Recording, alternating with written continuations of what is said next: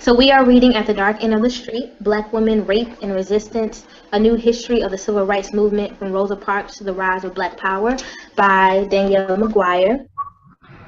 And our sessions it started June 3rd and they last until July 29th. They are from 6:30 to 8.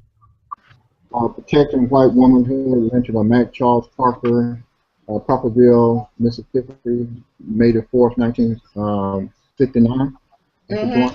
Yeah. Student leader Brewster Gibson, they challenged male students to rise up in protest and then place the protection of black womanhood in their hands. Unlike white men who historically use the protection of white womanhood to inspire mob violence, Gibson's speech inspired students at Florida A&M to maintain their nonviolence demonstration.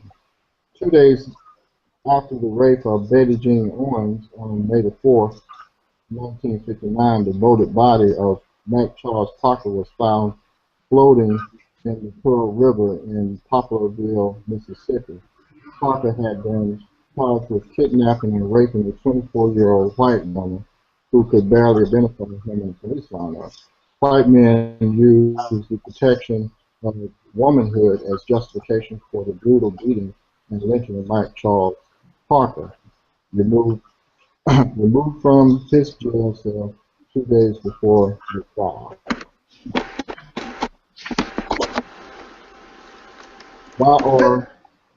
Okay, go ahead. No, go ahead.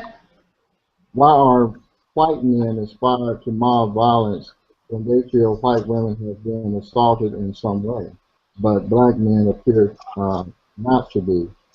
In our desire to keep black men alive, black women been complacent and helping and emasculate black men by encouraging them to temper their righteous anger. Okay. Thank you. Now y'all know I was just being provocative there. Yeah, no. It's interesting. Well, go ahead. I'm sorry. No, go ahead. Again, when you look at, I'm looking at, people that's in power. If you remember the history back in the 60s, black folk burned half the country down at certain incidents, that happened. So, Rodney King comes to mind as well. But I think mob violence, the people that are in that, that use mob violence, the white men, when it comes to the white women, blah, blah, blah, they are the people in power, and they know if they go and lynch somebody, it's nothing going to happen because they're in power.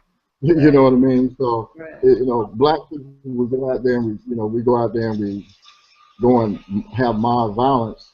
It's, the violence is just going to get more people killed. So you're looking at people that are in power.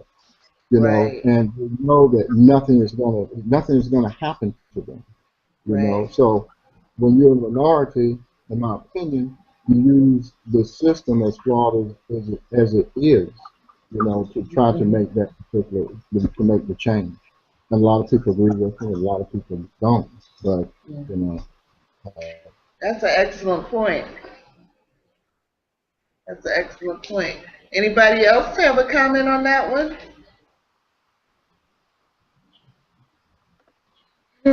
Well, first, I don't think that white men really have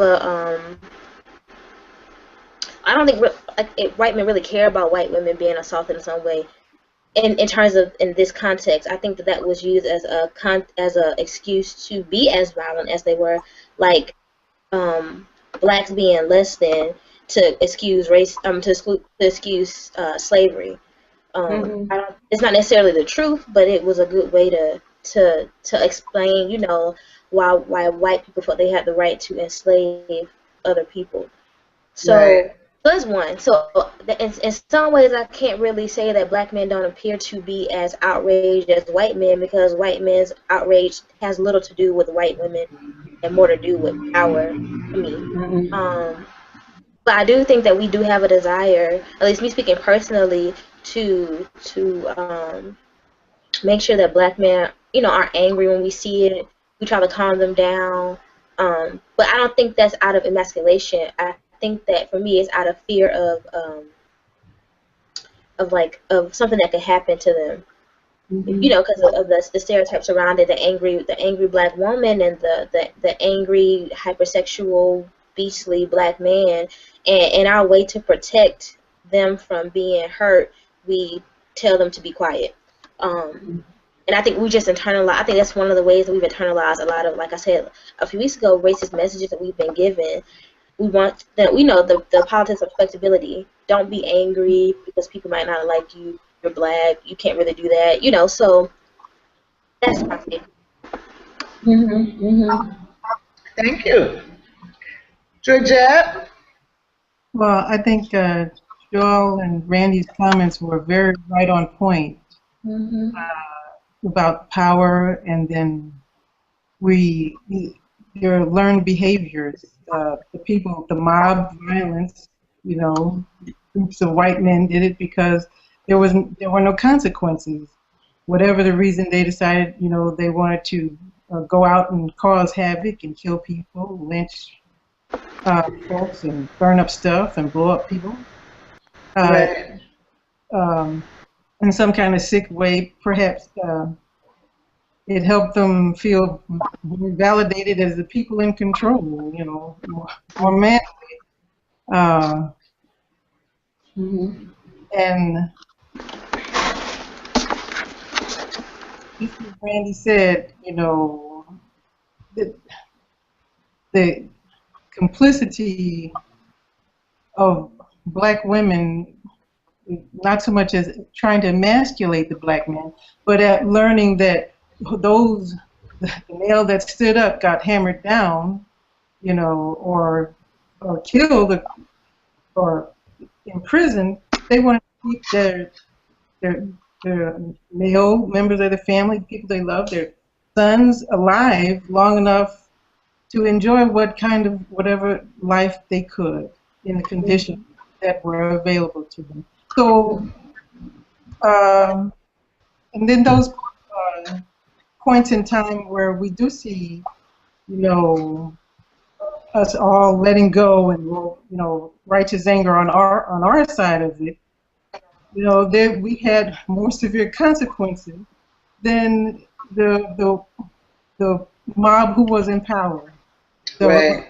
then we were feeding back into the stereotypes of all these, black savages or what of those angry black people. Why can't they just be calm and they can't accept anything? What are they so mad about? Because of course they don't understand. They understood when they were mad, but they didn't understand when we were mad and wanted to be violent, do it physically. Yeah. Thank you.